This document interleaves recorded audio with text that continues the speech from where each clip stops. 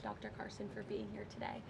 And thank all of you for being here today. I know you're all very busy people, and these people have a lot of questions on things other than diet, I'm sure. So I'm going to get to work, and thank you guys so much for coming. Thanks, everybody. Thank you. Thank you. Okay, thanks. All righty. Great. Does anyone have any questions? Rachel, why don't you start? Thank you, Caroline. The president has been adamant that he is now in charge of Venezuela, but Delcy Rodriguez said the government of Venezuela runs her country, no one else, saying, quote, there's no external agent governing Venezuela. So which one is it? Let me just be very clear. This is the first time that I've addressed Venezuela from the podium since being back and since the historic and incredibly successful military operation, law enforcement operation conducted by our United States military that you all saw and the world witnessed last week. The skill, the might of the United States military and our country under the leadership of this president is on full display to the rest of the world. And let's just set the record straight. There isn't another military in the world who could have pulled off this operation. There is not another president in the world or in our nation's history who had the courage to authorize such a mission. And I think the world has taken notice that America is truly back. With respect to Venezuela, the Trump administration, led by Secretary Rubio, the vice president, and the president's entire national security team, is in close correspondence with the interim authorities in Venezuela. We obviously have maximum leverage over the interim authorities in Venezuela right now, and the president has made it very clear that this is a country within the United States, the Western Hemisphere, close by the United States, that is no longer going to be sending illegal drugs to the United States of America. It's no longer going to be sending and trafficking illegal people and criminal cartels to kill American citizens as they have in the past. And the president is fully deploying his peace through strength foreign policy agenda.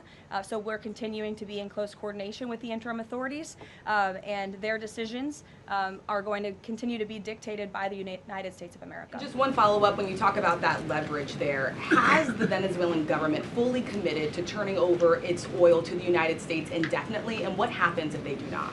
Well, as you saw, the president announced last night, this was a deal. This was a deal made by the president and his team with the Venezuelan interim authorities. This will benefit both the American people and the Venezuelan people. And Secretary Wright and the Department of Energy are working with the interim authorities and also with the private oil industry to execute on this historic energy deal that's not only good for the United States, but it's also going to revive the prosperity, the safety, the security of both the United States and Venezuela as well. Ed. Following up on the oil part of this, the 30 to 50 million barrels of oil, how exactly is that going to work? You're getting it out of Venezuela into the United States?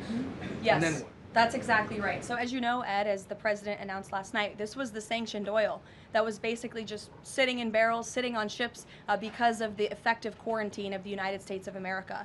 And the interim authorities have agreed to release that oil to the United States, so it will be arriving here at home very soon.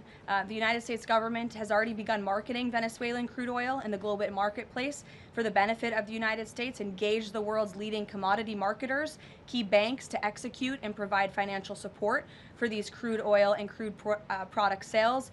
All proceeds from the sale of Venezuelan crude oil and products will first settle in U.S.-controlled accounts at globally recognized banks to guarantee the legitimacy and integrity of the ultimate distribution of proceeds, and those funds will be dispersed for the benefit of the American people and the Venezuelan people at the discretion of the United States government. It sounds like it requires a lot of private sector engagement and agreement And from the oil industry and the banking industry. That's Do you right. have that yet? There's a lot of private sector engagement that's happening right now. As you know, Secretary Wright, our energy secretary who's heading up this big project, is in Florida today meeting with some of these oil executives. And as we confirmed earlier, they will also be at the White House later this week. So they are absolutely eager to invest. They're eager about these opportunities.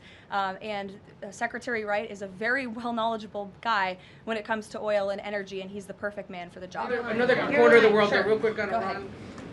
Go ahead.